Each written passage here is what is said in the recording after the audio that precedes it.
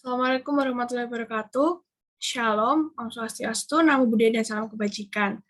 Perkenalkan, nama saya Widi Nugraheni Ring Winda, mahasiswi jurusan Psikologi Angkatan 2021 dengan NIM 15.121120041 yang pada kali ini akan menjelaskan tentang perkembangan fisik dan seksual remaja demi memenuhi tugas AWS 2021.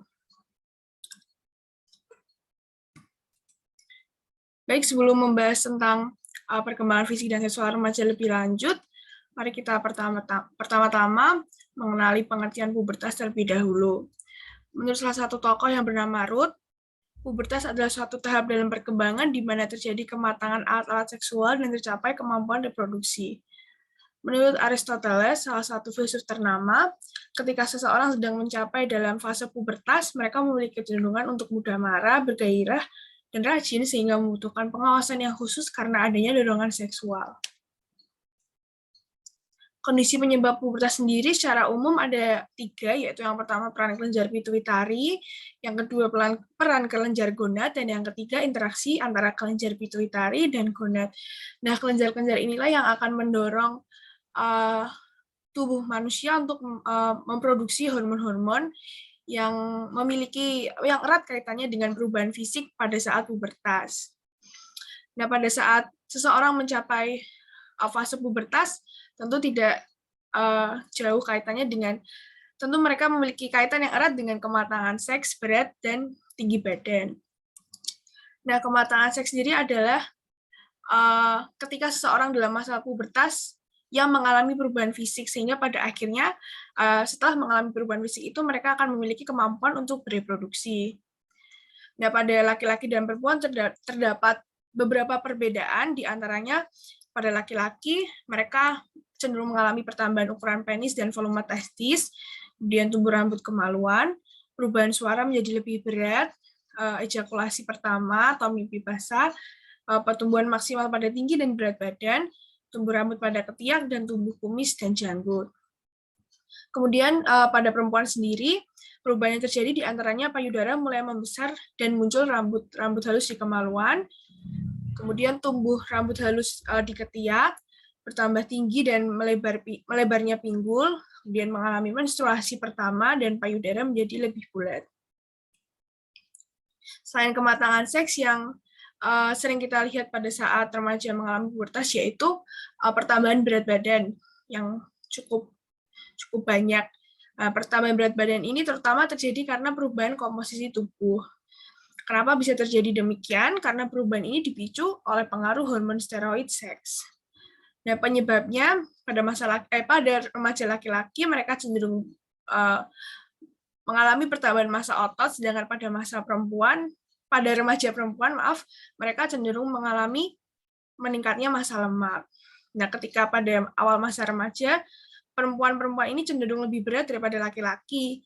Tetapi ketika mereka mencapai usia 14 tahun, laki-laki malah mulai melampaui perempuan.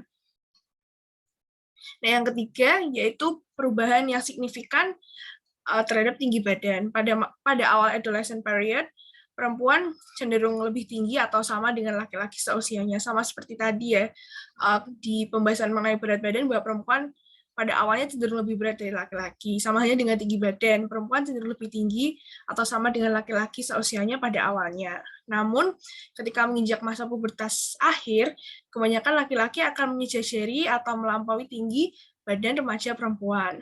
Nah, pada laki-laki sendiri, pertambahan tinggi per tahun ini biasanya bertambah 10 cm per tahun.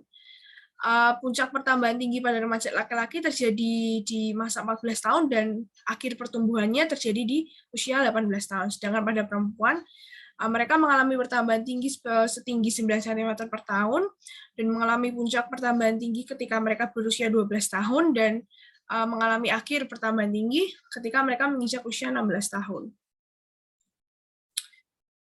Nah, selain ketiga hal tadi, yang erat kaitannya dengan masa pubertas adalah perubahan hormonal. Hormon sendiri adalah substansi kimiawi yang dikeluarkan oleh kelenjar endokrin dan diangkut ke seluruh tubuh oleh aliran darah. Nah, terdapat dua hormon yang mendominasi masing-masing baik remaja perempuan dan laki-laki. Pada remaja perempuan, hormon yang paling mendominasi adalah estradiol. Nah, hormon estradiol ini memiliki peran pada perempuan untuk perkembangan payudara, perkembangan uterus, dan perkembangan kerangka perempuan. Nah, pada masa pubertas, hormon estradiol pada perempuan ini cenderung meningkat 8 kali lipat. Sedangkan pada laki-laki, hormon yang paling mendominasi adalah hormon testosteron. Hormon ini memiliki peran untuk perkembangan genital, tinggi tubuh, dan juga perubahan suara laki-laki. Nah, hormon ini meningkat 18 kali lipat pada laki-laki ketika mereka menginjak usia pubertas. Nah, selain itu, di sini akan dibahas tentang waktu dan variasi pubertas. Oke, waktu dan variasi pubertas ini dimulai ketika seseorang menginjak usia sekitar 6-9 tahun, di mana mereka mengalami pemataan kelenjar adrenal. Kemudian pada masa remaja awal atau mungkin sekitar usia 10-12 tahun, seseorang akan mengalami lonjakan tinggi badan yang cukup signifikan dan juga pematangan sistem reproduksi. Nah, dari remaja awal itu butuh sekitar waktu 1-6 tahun hingga munculnya kuncup payudara hingga dewasa penuh. Nah, ini terjadi pada remaja perempuan. Kemudian setelah itu akan memakan waktu 2-5 tahun untuk alat kelamin laki-laki mencapai ukuran dewasa. Dan puncaknya terjadi pada saat mereka menginjak usia 20-an, di mana mereka mengalami pertumbuhan tinggi badan yang maksimal. Oke, pubertas juga erat kaitannya dengan citra tubuh. Citra tubuh ini adalah bagaimana remaja memandang tubuhnya sendiri.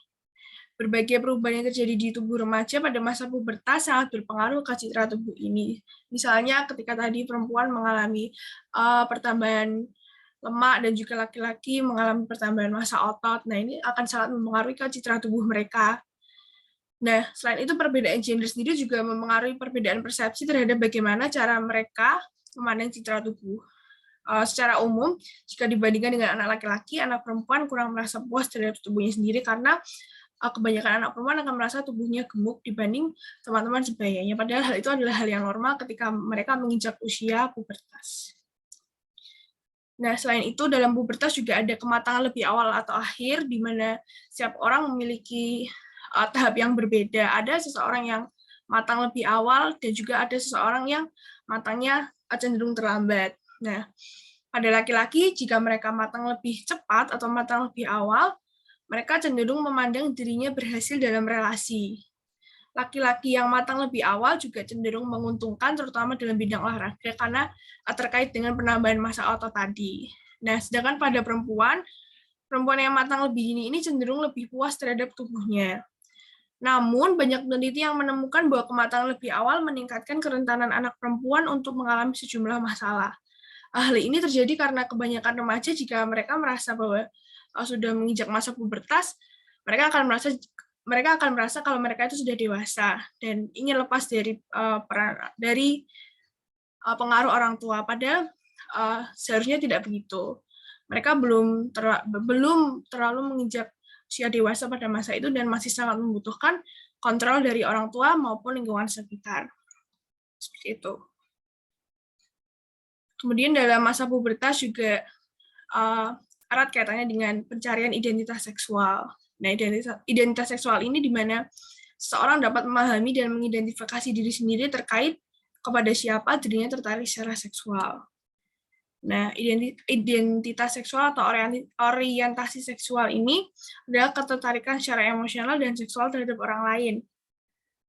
Saya mengambil 3 contoh, tapi sebenarnya masih banyak orientasi seksual yang ada.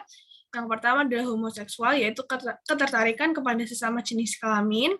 Kemudian heteroseksual adalah ketertarikan kepada lawan jenis kelamin. Dan yang ketiga adalah biseksual, yaitu ketertarikan terhadap baik laki-laki dan perempuan.